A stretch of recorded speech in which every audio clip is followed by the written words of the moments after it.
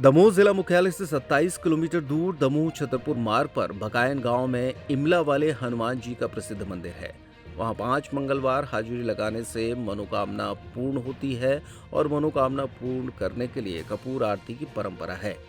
प्रत्येक मंगलवार यहां कई किलो कपूर से आरती होती है और देवशयनी एकादशी से ये कपूर आरती बंद हो जाएगी।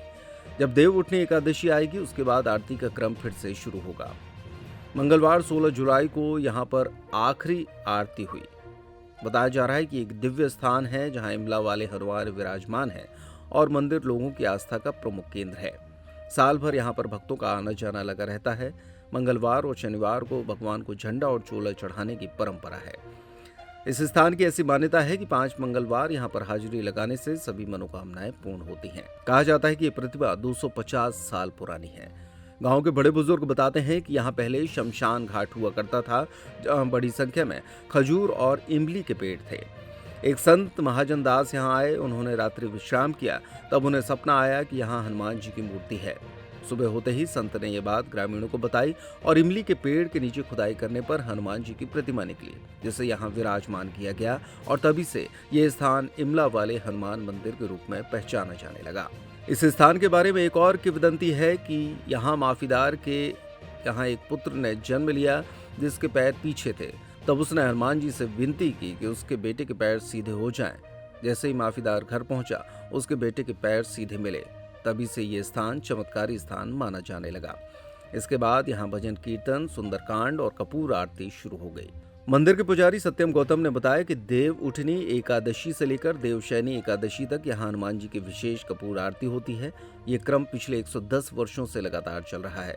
प्रत्येक मंगलवार और शनिवार को सैकड़ों किलो कपूर से आरती होती है। अभी तक इस मंदिर में एक दिन में 2.5 क्विंटल कपूर से हनुमान जी की आरती करने का रिकॉर्ड दर्ज है।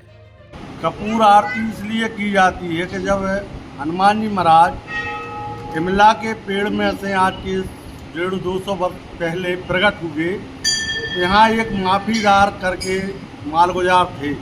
उसी समय उनके यहाँ बच्चा पैदा हुआ था, तो उस बच्चे के पैर उल्टे थे। उनने कहा कि हनुमान जी यदि सच्चे के प्रकट भय हो तो हमारे बच्चे के पैर सही सर के हो जाएं और हम कपूर आरती करेंगे। तो उसी समय कपूर आरती उनने बोली थी। उस समय छोटी मोटी कपूर आरती होती थी, तो लोगों ने सुना तो बालक के पैर ठीक हो गए और इनने कपूर आरती करवाई। तो 11 भजन करवाए, कपूर आरती करवाई।